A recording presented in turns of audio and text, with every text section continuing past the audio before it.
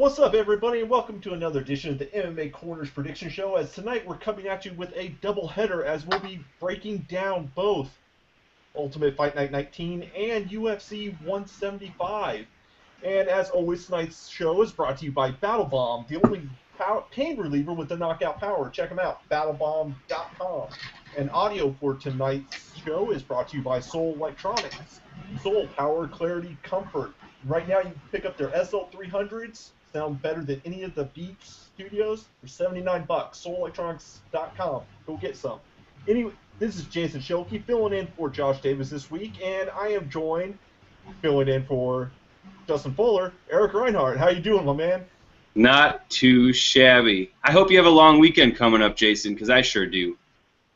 I do. We have a lot of fights, and 4th of July here in a tourist town. It is going to be a lot of fun. Awesome, man. First and foremost, we have a lot of fights this weekend. Yeah. So what's your initial take on all these, on having, back-to-back cards of this caliber? Well, ordinarily worry is not the right term, but, I'm a guy who's happily engaged, about to be married this September, and, I like to make time to, spend a lot of time with my fiance as much as I can. And when you've got a weekend where you've got 2 nights of full fight cards, sometimes you have to make the sacrifice. This weekend, however, my fiance goes out of town. And so, with the lack of absolutely anything else to do, because I'm not really sure what to do whenever she leaves town, I'm going to watch a hell of a lot of fights. So what are my thoughts? Awesome. Totally awesome. Well, first off, my condolences that you're actually going through getting married. You still have a little bit of time to chicken out. Just kidding. But yeah, especially Saturday's card, we have 2 title fights on the same card, and they're both very, very, very good fights. Neither of them are going to be squash matches, I think, by any means. I think that we're going to be in for 2 competitive. Yeah, you're shaking your head at me right now, but probably about Rousey, Davis, but to each their own.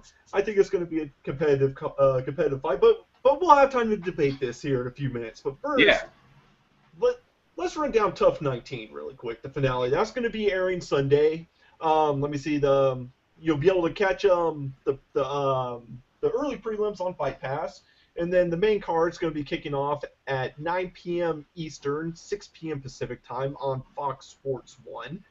And so in the main card, the first fight's going to be featherweight fight with Justin Scroggins and Dustin Ortiz. Eric, run this down really quick. Sure. Well, first let me correct you. I believe it's a flyweight fight happening first on the main card. And I only have that because it's in my notes, so I'm not going to pretend like I knew that before I was researching this fight. I think this is a very exciting fight to kick off the main card of the Tough finale. First of all, I love the flyweights. First of all, you don't see it's kind of like the same attraction as watching a heavyweight fight, but sort of the opposite, because with heavyweights you don't ordinarily see guys that are 6'4", 250 whatever, and are athletic enough to compete in mixed martial arts. Just at the same time, you don't often see guys that are down kind of the 5'4", 125-pound range as professional athletes. And so that's one of the beautiful things about mixed martial arts, is how pretty much any size person, as long as you're willing to put the work in and you have the talent, you can succeed in mixed martial arts. So I love watching the flyweights fight. Justin Scoggins is 9-0. He is 2-0 in the UFC, so definitely looking to put together a couple of more wins in a division that is as thin, no pun intended, as the flyweight division. It doesn't take more than kind of a handful of wins put together to be considered a title contender. So obviously, with Justin Scoggins having gone 2-0 already, one would presume that he would need maybe 2 or 3 more wins to be kind of considered among the pack of contenders. Notably, neither of these fighters has been finished, and they both seem to like to keep it standing. So this could be your fight of the night right here, to be honest with you. I expect a back-and-forth war here.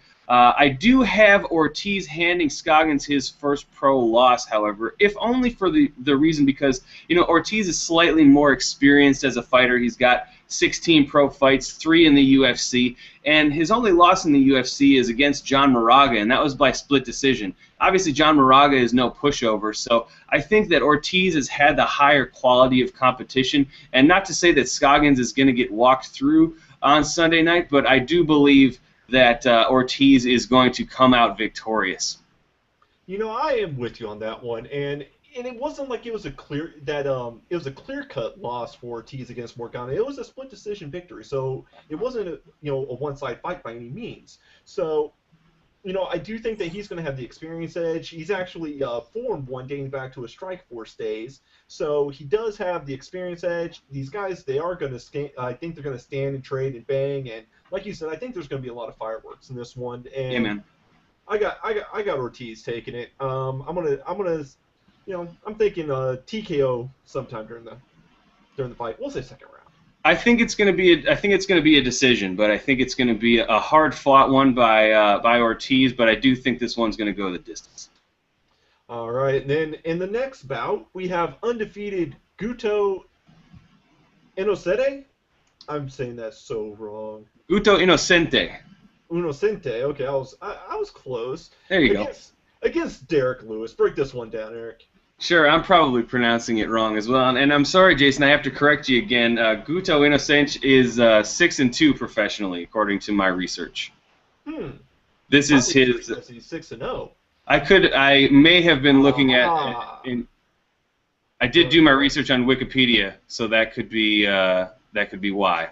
No, I do know that UFC.com is wrong. Oh, okay. Well, in any case, he is undefeated in the UFC as he is making his UFC debut. And he is headed up against another guy in Derek Lewis, who is undefeated in the UFC, 1-0. This is the tale of kind of two opposite layoffs, as Lewis just fought back in mid-April, so, 2.5 months ago, whereas Inocente hasn't fought since January 2012.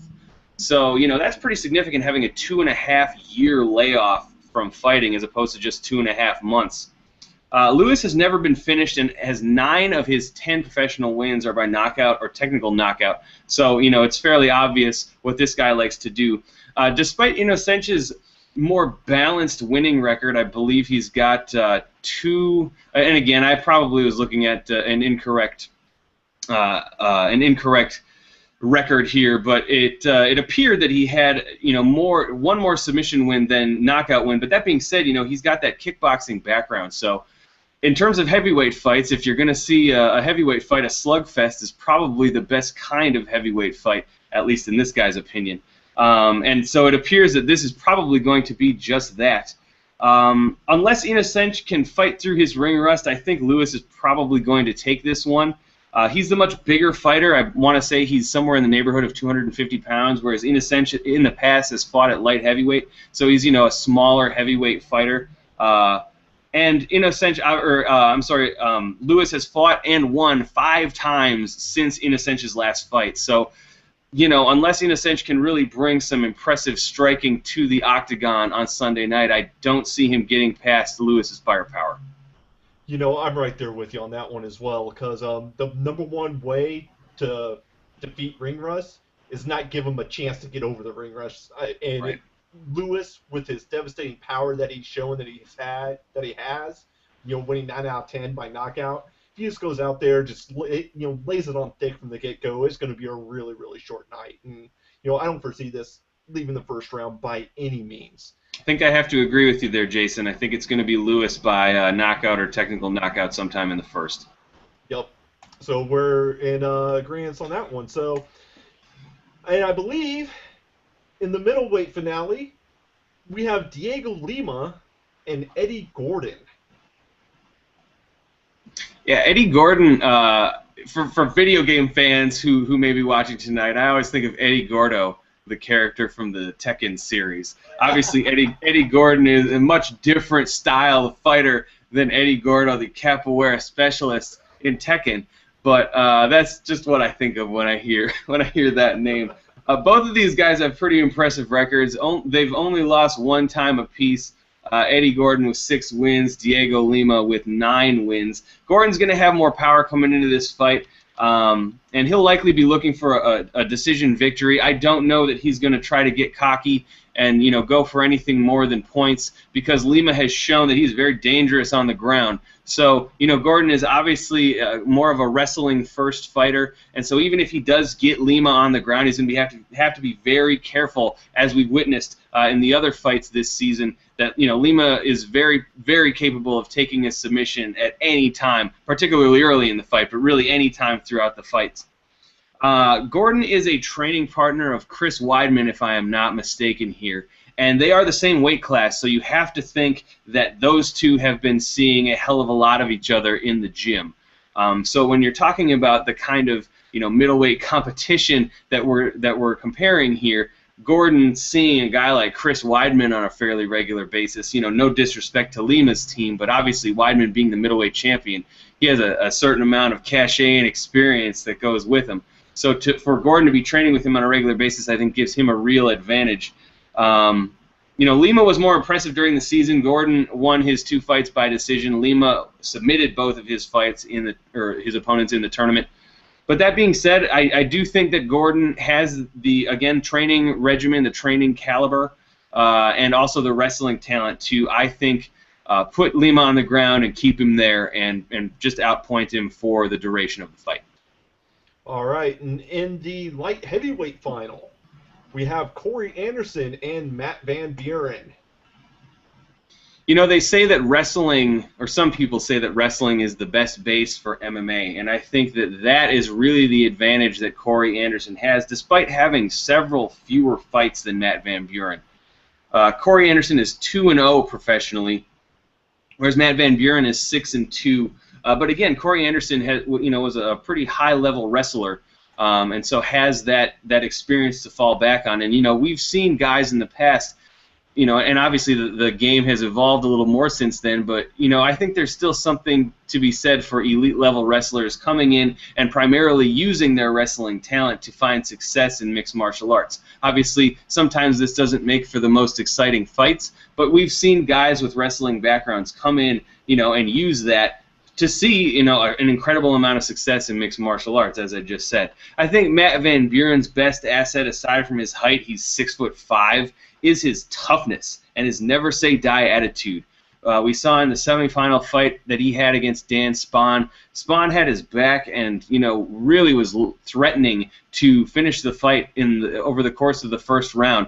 And Van Buren didn't give up. He came back and he tagged Spahn, and the two kind of exchanged, and Van Buren, when he sensed that Spahn was ready to go, he delivered all of those elbows and just didn't stop. So Van Buren's got this sort of fighting spirit that's really great to see in a fighter, particularly one who's trying to make a name for himself in the UFC. So Van Buren, despite his controversial attitude during the season itself, he definitely proved that he belongs in the finals during his 2 fights. I think if Van Buren can keep Anderson at bay, he could either catch him with a punch and kind of do the same thing that he did against Dan Spahn, or get the better of the fight standing and kind of outpoint him en route to a decision. But that being said, Anderson, going back to what I said before, he's got that really incredible wrestling base, and I think he's going to use that to his advantage. He's going to duck underneath the strikes of Matt Van Buren and go for takedowns, and I don't want to use the term lay and pray, but he's going to put him on his back and he's going to pound him. I don't think he's going to be able to finish Matt Van Buren because, again, Van Buren is one tough son of a gun, but I do think Corey Anderson is going to get his win in his official UFC debut on Sunday night. Well, there you have it. There's the breakdown of the 2 finales from our resident tough expert. And then that moves us on to the Battle of the Coaches. I watch this show on my lunch breaks on Thursdays.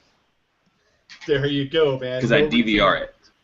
No reason not to be watching it, man.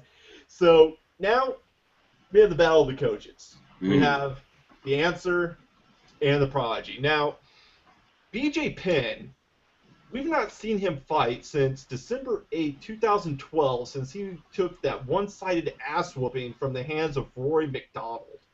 And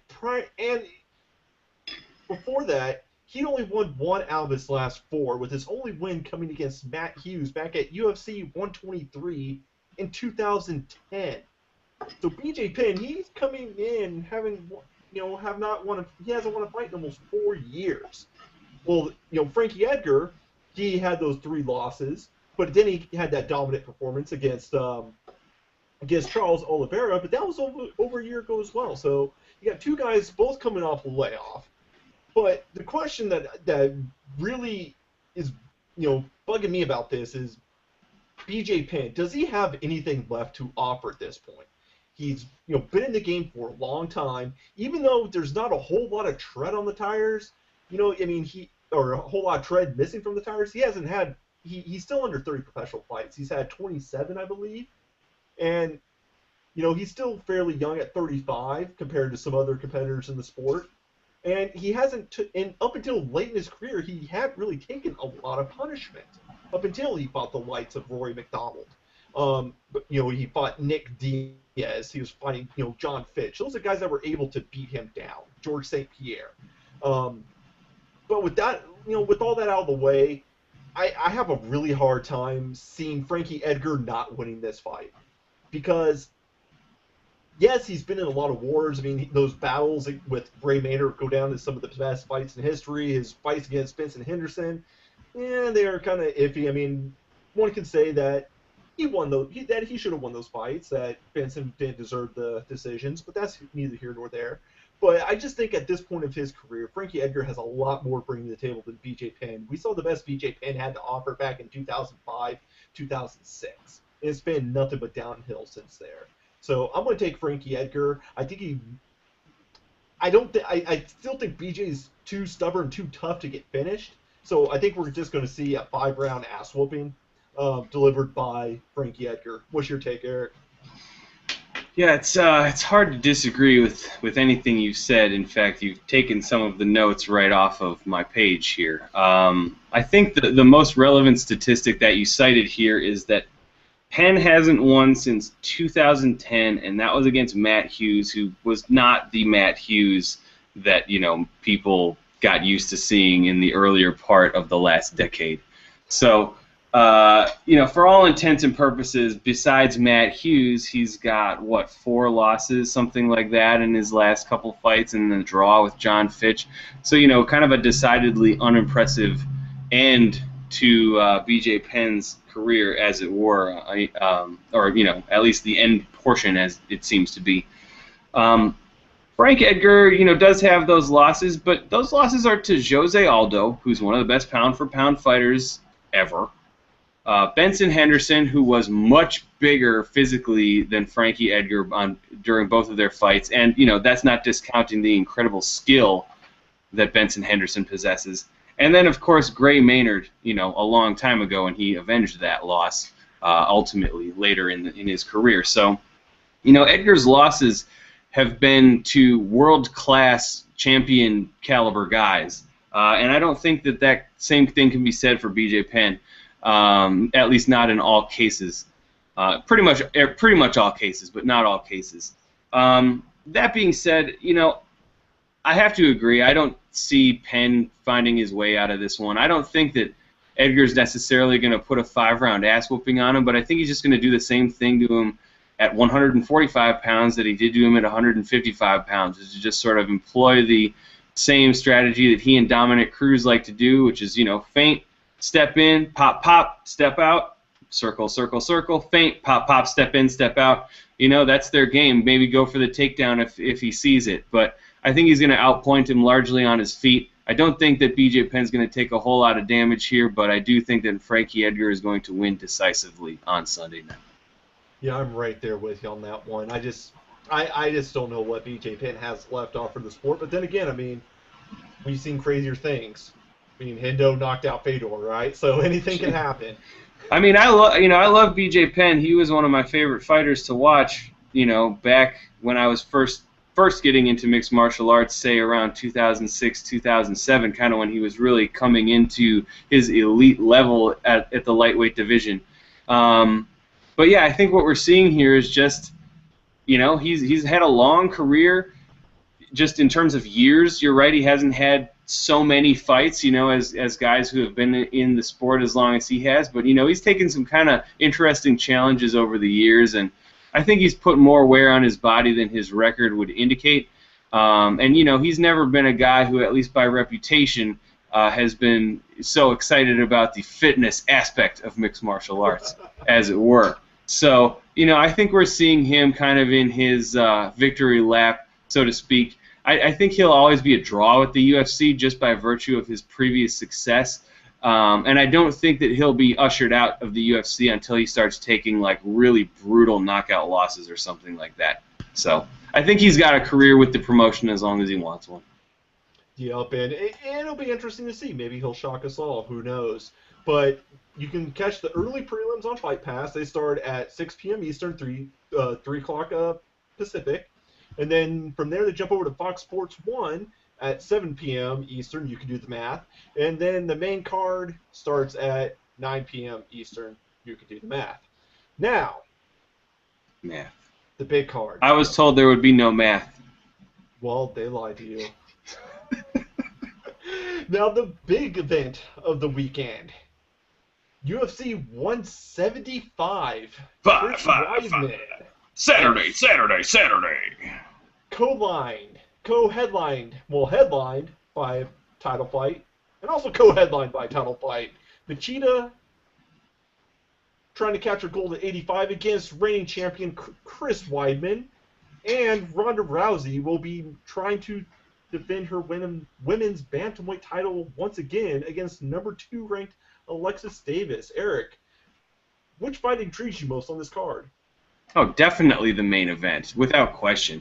I think we can break down each of the fights individually a little bit later, but I think, just in terms of who, the pick that you make, I think that, with the dominance that Ronda Rousey has shown, I think that certainly the Las Vegas odds seem to be in her favor, whereas, not so much with Chris Weidman versus Machida. It's a very intriguing title fight, and it's one I'm looking forward to seeing for a number of reasons.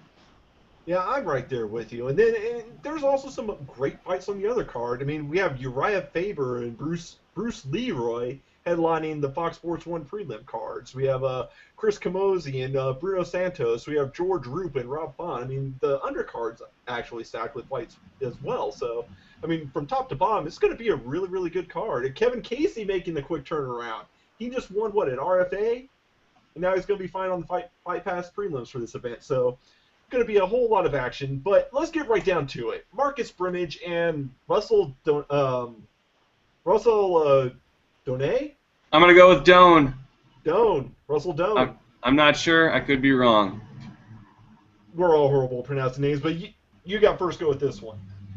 I take the pass here because my last name is Reinhardt, and people pronounce it Reinhardt all the time, even though there's no H and no A. I suppose it is the regular way of pronouncing it, but whatever. When I first saw that this fight was going to be on the pay-per-view and Uriah Faber versus whoever, I know it's versus Alex Caceres, but I mean Uriah Faber, kind of one of the poster boys of mixed martial arts, was not on the pay-per-view portion of the card. I was kind of like, really?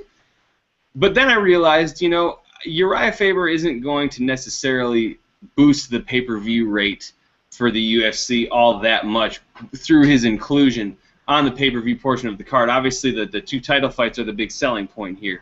So, having Uriah Faber in the main event of the Fox Sports 1 portion of the card could draw fans who were kind of on the fence about whether or not to buy this to, kind of get another taste for why they love mixed martial arts so much and then drop the money on the pay-per-view. But that's all speculation. Let's get to the actual fight here. Marcus Brimage versus Russell Doane. When I was doing my research for this fight, the more research I did, the more excited for this fight I got.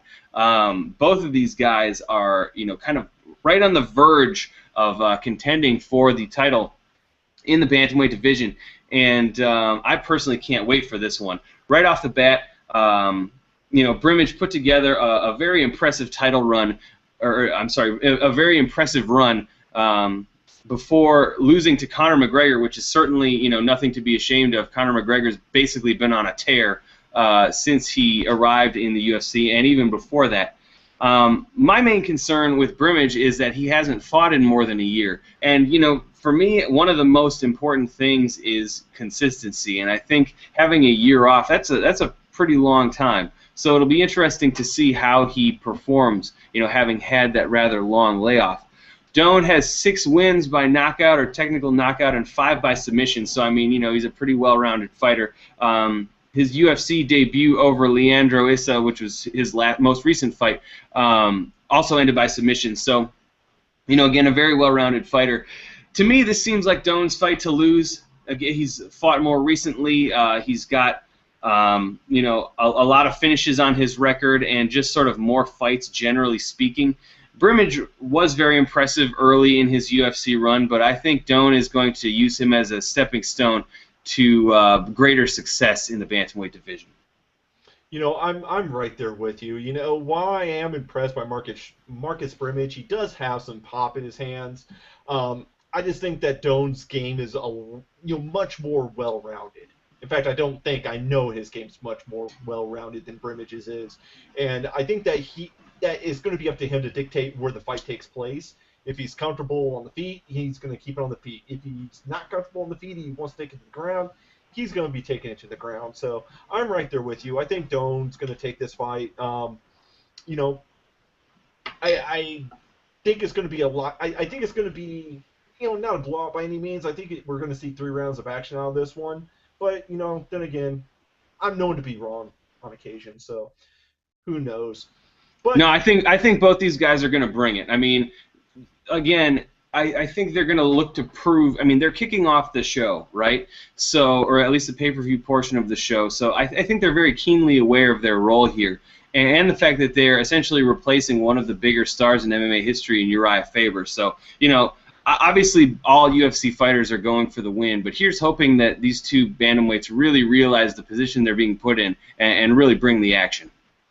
Yep, I agree with you 100% there. So, moving along to the next one on the card, we have some middleweights going at it with Uriah, I want to knock you out and then apologize for it, Hall, versus Thiago Santos. So, in this fight, I really like Uriah Hall.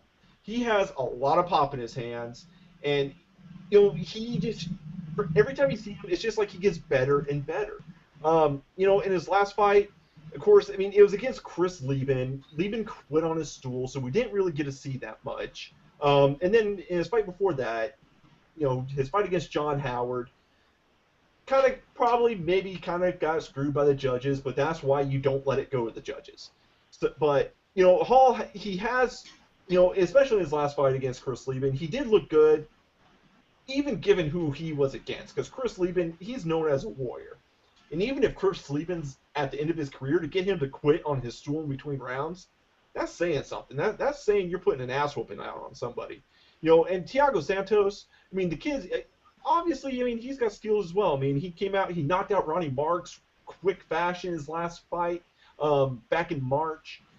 Just knocked him out. Didn't even get touched the entire fight. Not once did he get a hand laid on him. So, however, as much as I struggle back and forth, I'm going to stick with my gut. I'm going to go with Uriah Hall. I think the experience in the octagon is going to give him a little more edge. I also think his punching power is going to give him an edge in the stand-up, and I think his takedown defense will keep him off the ground to where Santos can work his ground game. So that's my kind of sort of take on it. Eric, you go for it. Yeah, I hate to be the type of person who just agrees with every single thing that we're saying, because that seems to be the theme of this evening. But I like Hall on this one too. Hall and Santos have notched 10 of their collective 17 professional victories by knockout or technical knockout. So first of all, I think that this could be your fight of the night, particularly if these guys really go for it, like I think they might. Uriah Hall is sort of the equivalent of investing in like a commodities future. Not to get all like esoteric economically on our audience here, but when you think the price of gas is going to go up, you buy some shares of gas futures. at a specific price, and then if the price goes up, then you sell those futures, and then you get the money for it.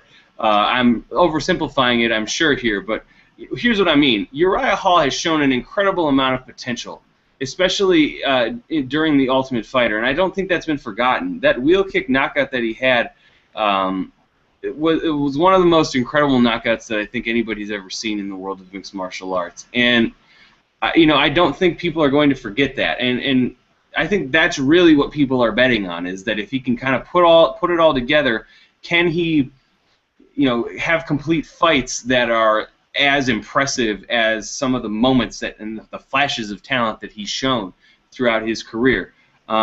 His losses have been split decisions, but they hurt his credibility nonetheless. And I think beating Lieben helped a little bit, but as you pointed out, Lieben was at the very tail end of his career at that point, and certainly wasn't the sort of iron-jawed warrior that we had seen him be 2005, 2006, and the immediate years after that. So, Uriah Hall beating Chris Lieben, it's an impressive victory, but, nevertheless, it's sort of like, well, Lieben should he have been fighting to begin with at that point? I think it's questionable. Not taking anything away from Uriah Hall.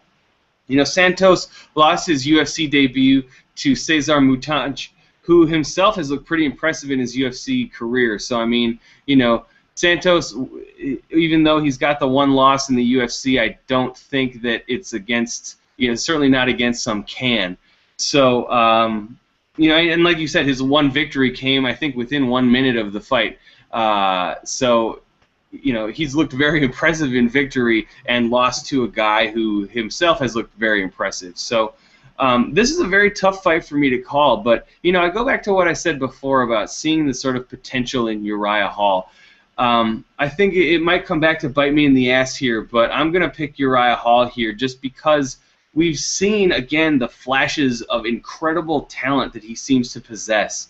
And if he can really zone in and focus and put together the sort of complete game plan that needs to be put together to have a successful UFC career, I think he could do a lot of damage in the middleweight division. That being said, if he loses on Saturday night, I think that might be the end of his UFC career for the time being, because that will put him at 1-3, with that one being over a retiring Chris Lieben. So, hopefully Hall knows what's at stake here, and brings the sort of action to the cage that we have seen him bring before. I think you hit the nail on the head when you bring up untapped potential with Uriah Hall. I think that was the phrase I was looking for during my entire rant, but I couldn't seem to find for some reason. You're welcome. Thank you. So, moving along to a fight that is very intriguing to me. I love this fight. I love this fight. I do. Stefan Struve making his return to the cage. When there was a lot of people thinking that we were never going to see him fight again. But here he is, 15 months later, making his return to the octagon, and it's not like he's giving a pushover fight. He's taking on Matt Mitrione. Eric, I'll let you kick off this one. Sure. Well, I mean, I love the heavyweights, especially when guys can really bring it for 3 rounds or 5 rounds, but in this case 3. Stefan Struve is one of the most exciting fighters in the UFC. He has been to decision 1 time in 13 fights. He hasn't won all of those fights. He's won 9 of them. But he has been to decision 1 time. That is one of the most exciting fighters in the UFC. So anytime I see Struve's name on the bill, I get a little excited. He is equally adept at striking as he is with submissions. Obviously, he's got that big 7-foot frame to, kind of use to his advantage over basically every fighter in history. But he is facing that layoff of more than a year, and, his last fight was a pretty brutal knockout loss to Mark Hunt, where he got his jaw basically broken in half. So, that's obviously going to be in the back of his mind, particularly as he faces another powerful striker in Matt Mitrione.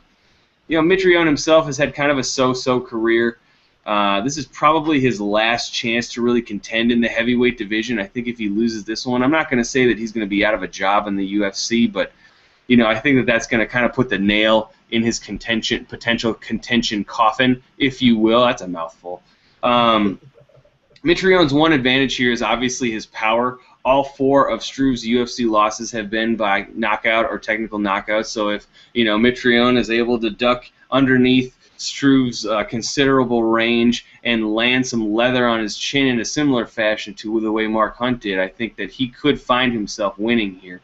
That being said, Struve is so talented. He's so well-rounded as a fighter. 9 UFC wins over a pretty hardcore murderer's row of UFC heavyweights over the years. And his 4 losses have been to guys like Junior Dos Santos and Roy Nelson, and kind of the more upper echelon type fighters, in the UFC's heavyweight division. So I think Struve is definitely a top 8 type of heavyweight. If Mitrione's able to win, it's definitely going to break him in to that elite group. But I think Struve is going to take this one. It's going to be a brutal one, and I think he's going to do it by submission. And he's going to show why he was once considered one of the best heavyweights in the UFC, and I think he's going to be back in that conversation after what he does to Mitrione on Saturday night.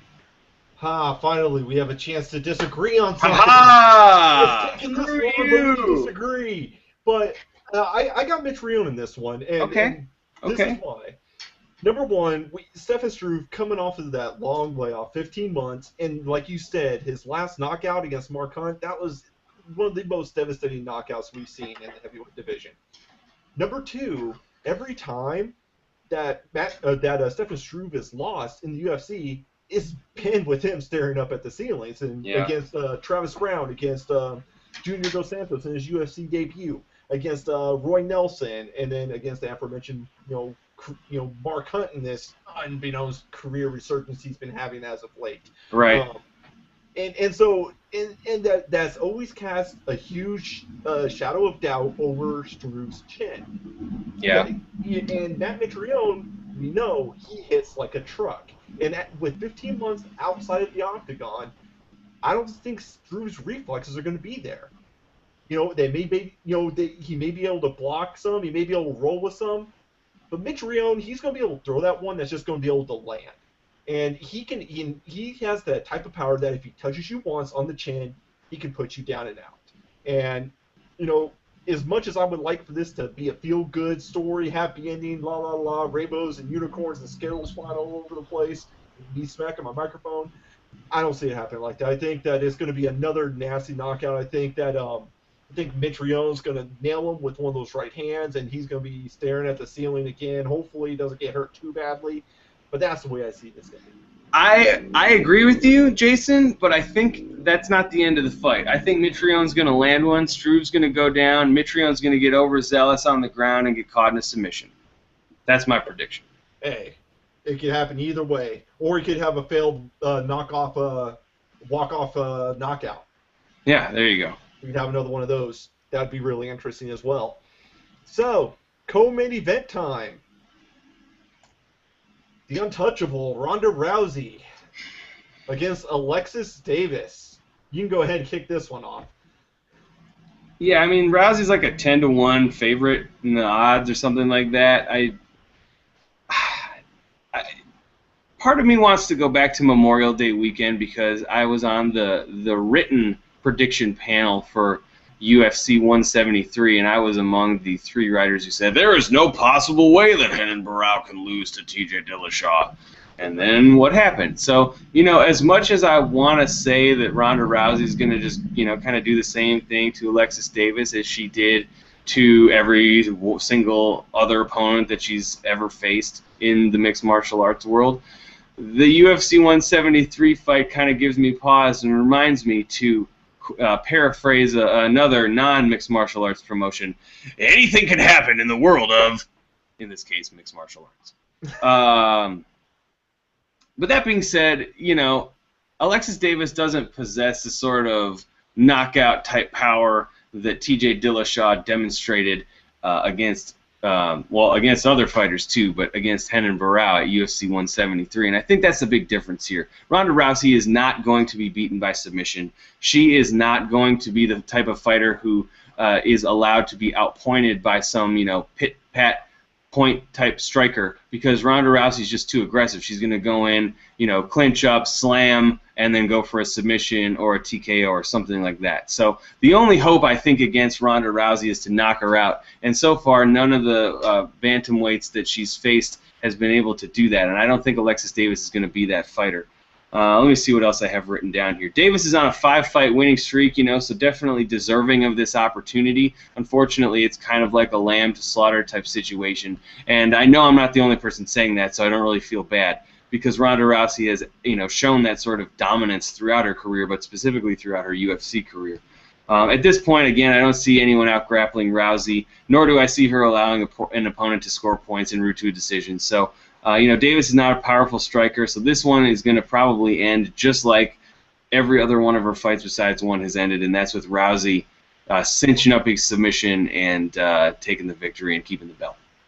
As much as I'd like to disagree with you on this one, I have to agree because she's amazing. Yeah, Ronda Rousey. I mean, so far she's one of a kind, and granted the division is still relatively new in the whole grand scheme of mixed martial arts. So it's going to be hard to find someone that, when you have someone so dominant at the top from the get-go, to really challenge them.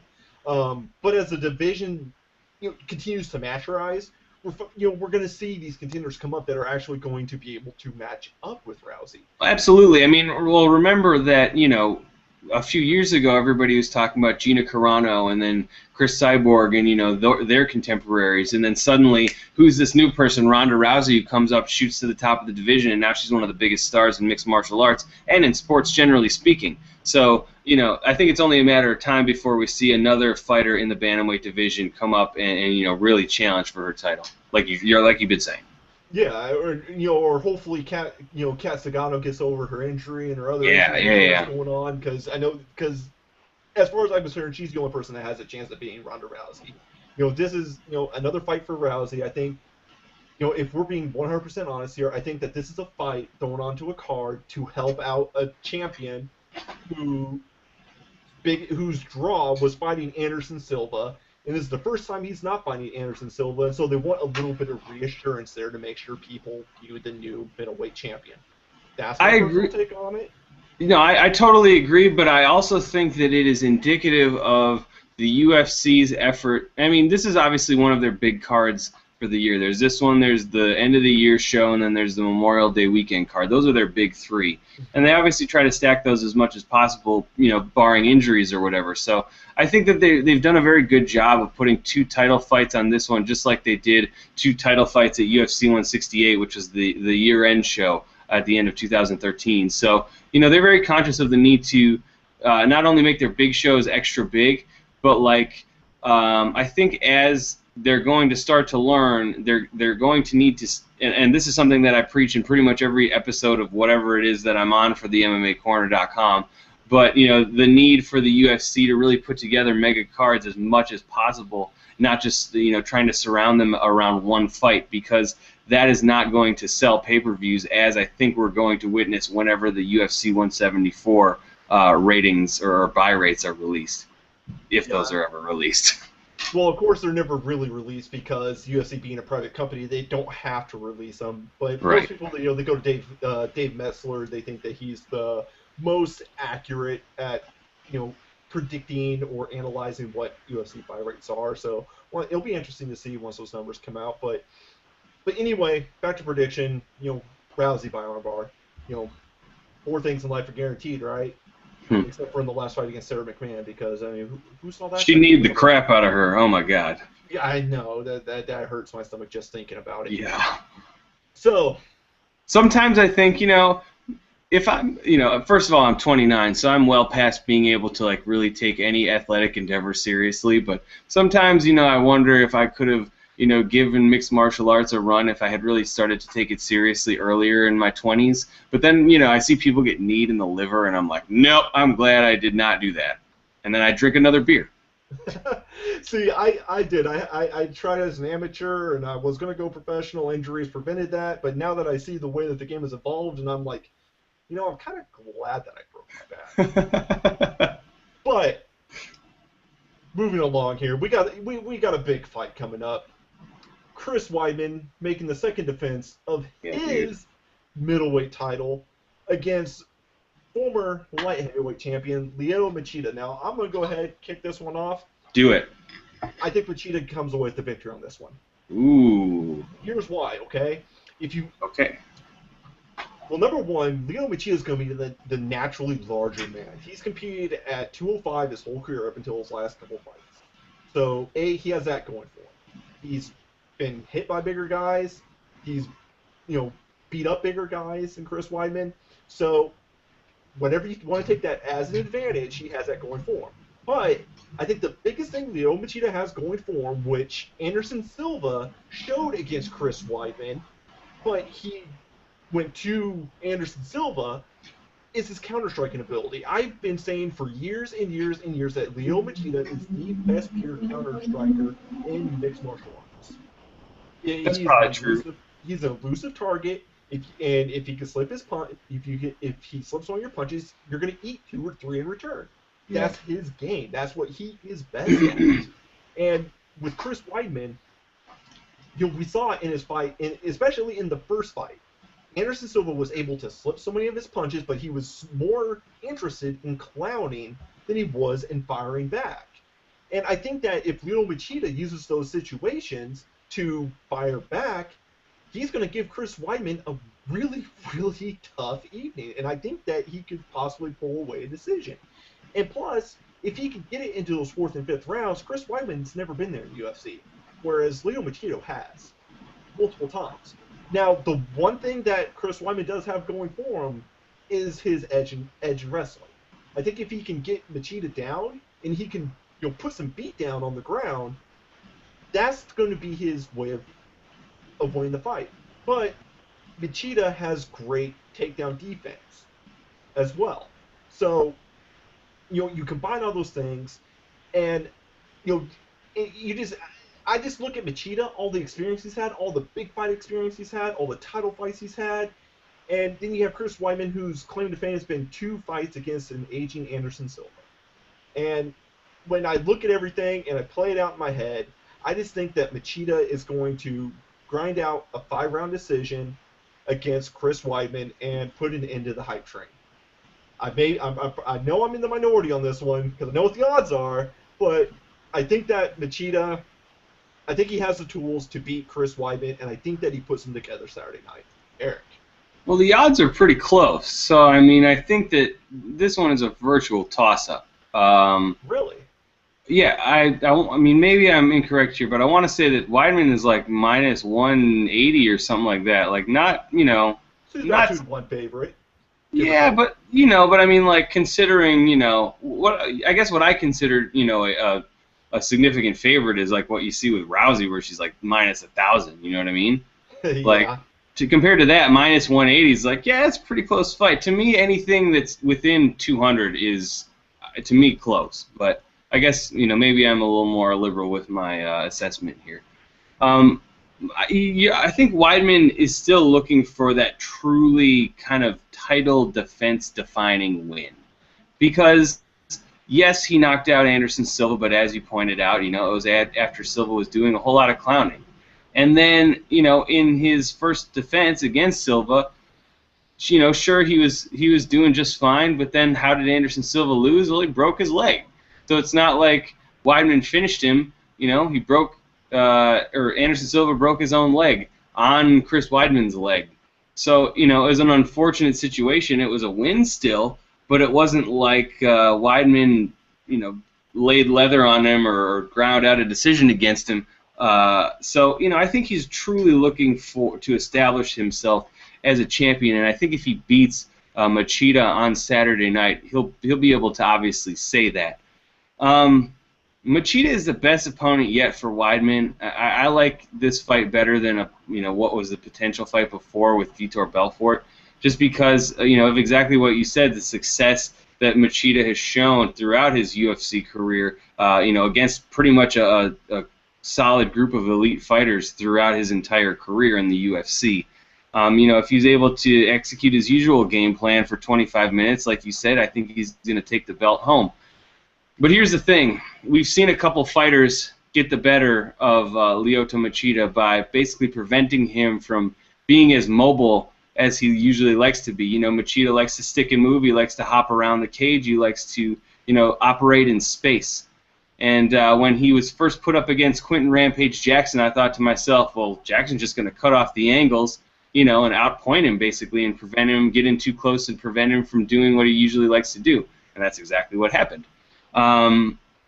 You know, if Weidman is smart, he's going to try to execute that same type of strategy against Machida that Quentin Jackson did and that Phil Davis did, which, you know, again, was pin him against the cage, prevent him from doing what he likes to do best, which is operate in space, and, you know, kind of outpoint him. I don't know that you can try to finish Machida. I don't know that you can plan or game plan for doing that. I think the best you can hope for against a guy like Lyoto Machida is to get the better of him strategically and to come out ahead on the scorecards.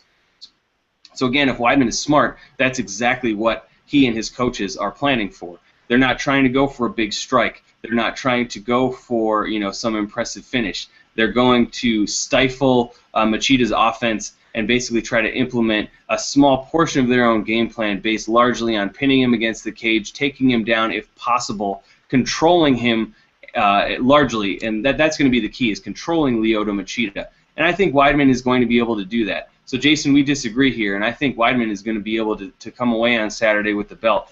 Machida's 36. I think he's shown the sort of vulnerabilities against your elite MMA wrestlers like Phil Davis and guys that are able to cut off the cage effectively like Quentin Jackson. And I think Chris Weidman is exactly that type of fighter.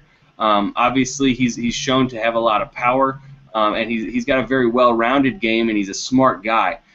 So I don't think that they're going to go in looking for some flashy finish. I think they're looking for a decisive win here, one that they can look back on, and one that they can, you know, point to any remaining doubters, whoever they may be, fools as they are, and say, no. Look at the dominant performance we put on for 25 minutes against a guy like Lyoto Machida, a guy who, as you pointed out, Jason, has fought in larger weight classes and will probably be the slightly larger fighter on Saturday night.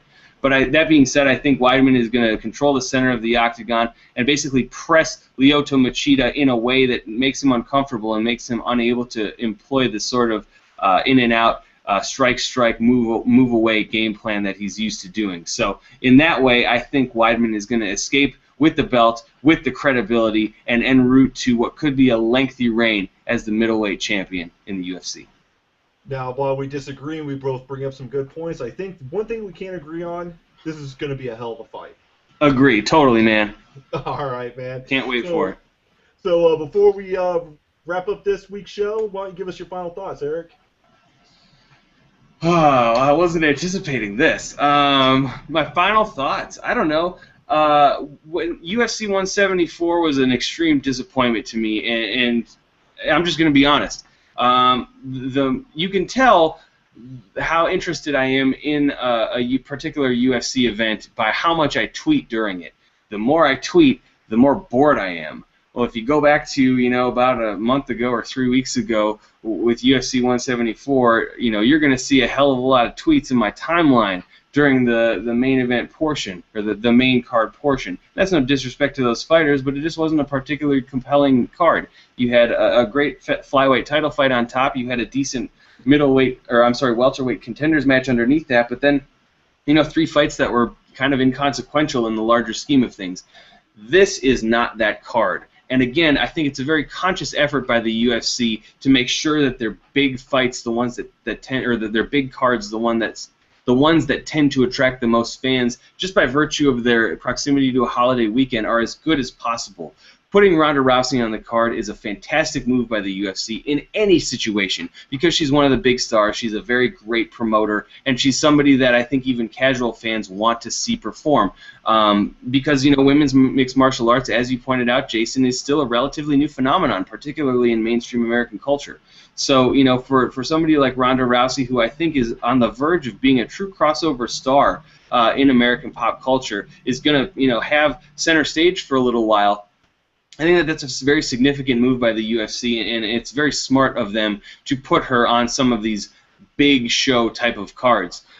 You're right in that Weidman versus Machida might not on paper be the greatest fight, but I think, the hope is that casual fans will be brought in by Rousey, and then they're going to see the fantastic fight between Weidman and Machida, as well as the other 3 potentially really great fights on the UFC 175 card. So here's my point. While I will probably be drinking as much during 175 as I was during UFC 174, I probably won't be tweeting as much because I have high expectations that the card is going to be very exciting. Well, I agree with you, and I think that this weekend has a great mix of fights, because on Saturday we get to see the future of the sport, and on Sunday we get to see a throwback to what the sport was a few years ago. Yeah. We got Edgar and Penn going at it, so for those of us that have been following the sport for years and years, it's a great weekend all the way around. Definitely. And then on a serious note, tomorrow's July 4th. Don't let your kids blow off any extremities with fireworks. Pay attention to what the hell they're doing. Yeah, if anybody's going to blow off extremities, it should be you, adult.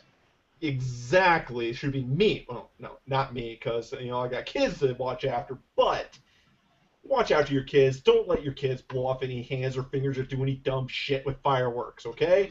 Yeah. You hear about it every year down here. There's kids that get hurt. Last year, a car got blown up. Just take extra precaution. And just as a friendly reminder, we are on the verge of the 3-year anniversary of the Dennis Hallman wardrobe malfunction in his fight against Brian Ebersol. I think I'd just like to remind you all of that, seeing as he'll be fighting Saturday night as well. Can I do a quick PSA as well? All you. Okay. I live in Wisconsin, and one of the things Wisconsin is known for is how much we like to drink. And that's very true. I'll definitely be indulging a little bit this weekend, and that's totally okay. There is nothing wrong with having a few drinks, but don't drink and drive. Seriously, get a cab, get a designated driver, and don't get behind the wheel if you've had too much to drink, because that is just a recipe for disaster. Wisconsin has one of the highest rates of alcohol-related deaths, because of crashes, cars, snowmobiles, all that stuff here in Wisconsin. So it's truly a tragedy when people do that. So just avoid the situation entirely. It's totally okay to drink. It is not okay to drink and drive. So please don't drink and drive. There we go. Don't blow off any extremities, and don't be a dumbass and drive if you've been drinking. Boom. And enjoy responsibility here at the MMAcorner.com. That's what we're all about. Absolutely. And enjoy all the fights this weekend. Absolutely. Happy Independence Day, Jason. Happy Independence Day, Eric. And with that being said, that wraps up another edition of our preview and prediction show. And it was brought to you by Battle Bomb, the only knockout with the pow-pow. The only pain reliever with the knockout power. I completely screwed that up. Check it out, battlebomb.com. And audio brought to you by Soul Electronics. Remember, you can get the SL300s. It's better sounding than the Series 1 or Series 2 Beat Studios. I own them both, and I own the SL300s. SL300s, blow them away. I've got to get me some, Jason. You got to get you some, man. $79. SoulElectronics.com. Go check it out. Anyway, for Eric Reinhardt, and I know I mispronounced it, I'm sorry. It's okay. You and everybody else, man. I am Jason Schilke, filling in for Josh Davis. Until Saturday night, keep on living the MMA Corner lifestyle.